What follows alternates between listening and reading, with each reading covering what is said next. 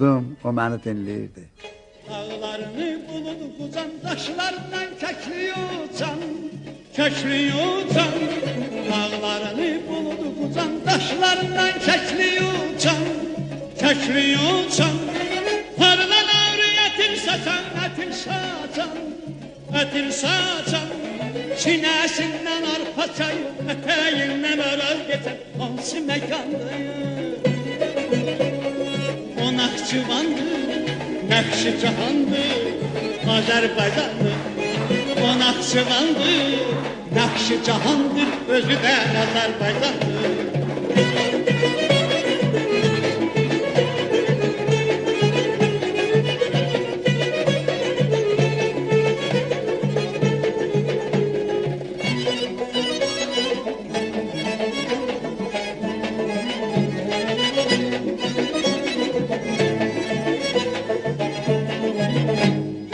Yaylağı salvar çıdarı, çıngıllısı zorbulağı, zorbulağı.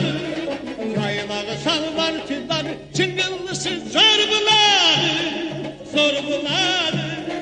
Ordu benim meyve bağı, meyve bağı, meyve bağı.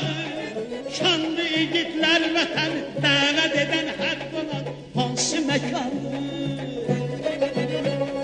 O Naxçıvandır, Nəqşi cahandır, Azərbaycandır.